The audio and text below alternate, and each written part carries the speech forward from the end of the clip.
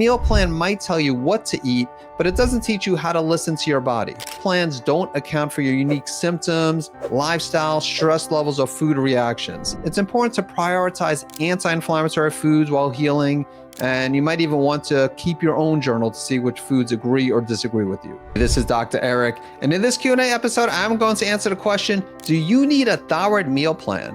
So the answer is So let's talk about whether you really need a meal plan or if there's a better, more sustainable approach to eating that supports healing. And just to let you know, this is going to be a very short episode. So why do meal plans seem appealing? Well, the main reason is because structure and certainty feel comforting when you're newly diagnosed or overwhelmed. However, most plans don't account for your unique symptoms, lifestyle, stress levels, or food reactions. Now, a meal plan might tell you what to eat, but it doesn't teach you how to listen to your body. So when people join my program and work with my team and I, we of course let them know what foods to eat and which foods to avoid. But I've been working with patients for over 15 years and most do perfectly fine without a meal plan. Now, once again, this doesn't mean that we don't provide initial individual guidance, as we do ask everyone to fill out a food diary. And in addition to discussing this with one of my health coaches initially, my patients will have follow-up calls with my team and I to help them fine-tune their diet. But the truth is that even if you're not working with anyone, you can do a lot on your own from a diet and lifestyle perspective.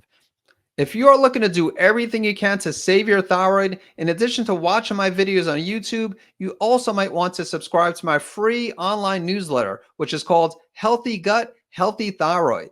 Not only will you get the latest news on how to heal your gut and restore your thyroid health, but during each edition, I'll demonstrate a different blood or functional medicine test marker that relates to healing your gut and or your thyroid. There will also be an Ask Dr. Eric section where not only can you see questions that other people have asked related to gut and thyroid health, but you can also submit a question for me to answer in a future edition.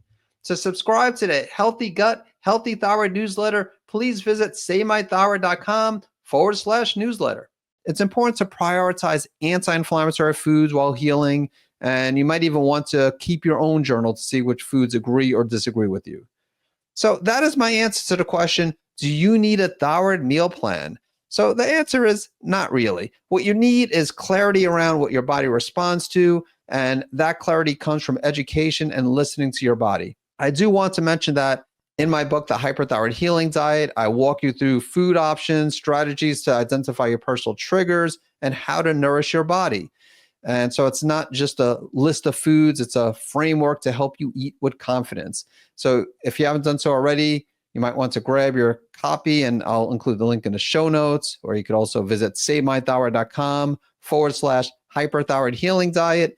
And if you have Hashimoto's thyroiditis and you're listening to this, I do have a book, Hashimoto's Triggers, and I also talk about diet in there as well. So as usual, I hope you found this Q&A episode to be valuable, and I look forward to catching you in the next episode.